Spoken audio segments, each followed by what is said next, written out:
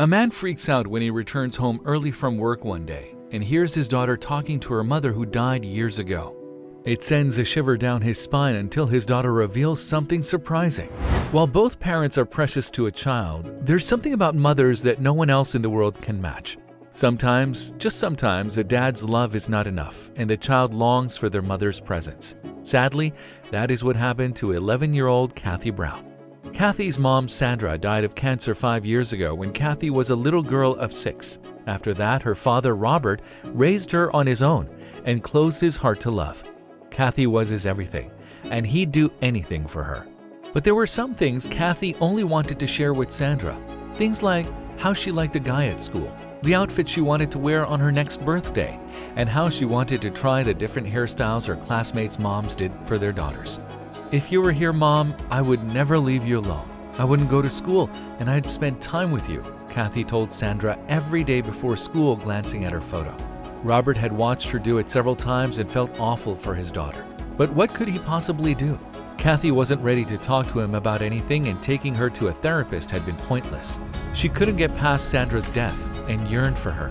Robert couldn't do much except give her space so she could heal on her own with time, which he was already doing. One day, Robert returned home early as his mind couldn't focus on work. He stopped by a bakery on his way and bought Kathy's favorite brownies, thinking it would cheer her up. He didn't tell Kathy he'd be home early and decided to surprise her.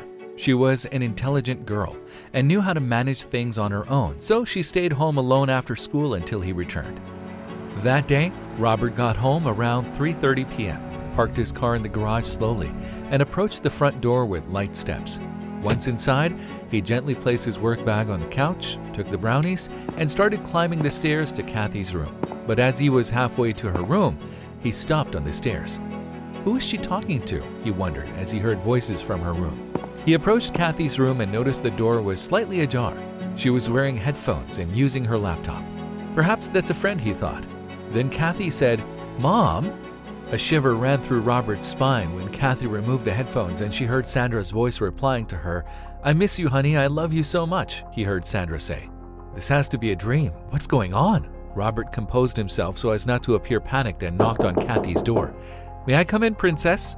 "Dad?" Kathy looked at him stunned and closed the laptop immediately. "What are you doing here? You should be at work."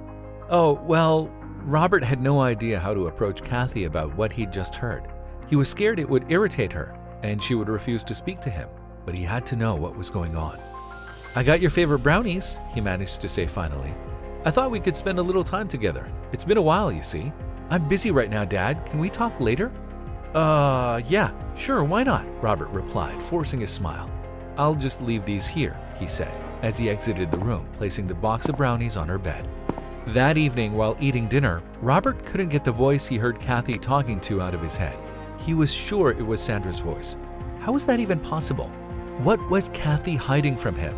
"So, honey," he said gently, "do you mind if I ask who you were chatting with when I got home this afternoon? I felt like it was Mommy's voice." "You heard everything?" Kathy's eyes were wide open in shock. "Dad, that's invading my privacy. How could you do that?" "No, sweetie, I didn't do it intentionally. I just wanted to surprise you with the brownies, but I heard you talking and I didn't want to interrupt you, so I waited outside for a while. I was so emotional when I heard your mom's voice. He paused. "I miss her a lot too." "You miss her?" "Of course I do. Nobody can ever take your mom's place." As Robert said that, Kathy looked at him, her eyes welling up. "Then why did you act as if everything was fine with you all these years? You never mentioned you missed her." "Because," he said, "I didn't want to show you how much pain I was in. Plus, doing that would only make your grief more permanent. I wanted you to be able to move on without her, so you could heal faster from her loss." And before he could finish, Kathy sprang to her feet and hugged him. "Why didn't you tell me this before, Dad? I thought I was the only one who missed her. I want to show you something. Let's go to my room. Come on." Kathy held Robert's hand and took him to her room.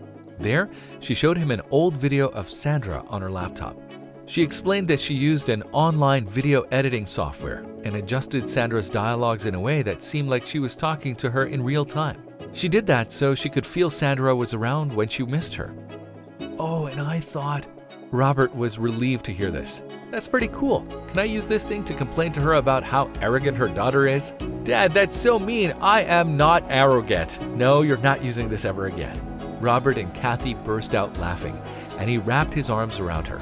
I'm very sorry, Kathy. Maybe I should have been more honest with you about my feelings, so you could be honest with me about yours. I'm sorry. I promise to do better. Kathy hugged him back and whispered, It's okay, Dad. I'm sorry for keeping things to myself and not wanting to understand you. I love you.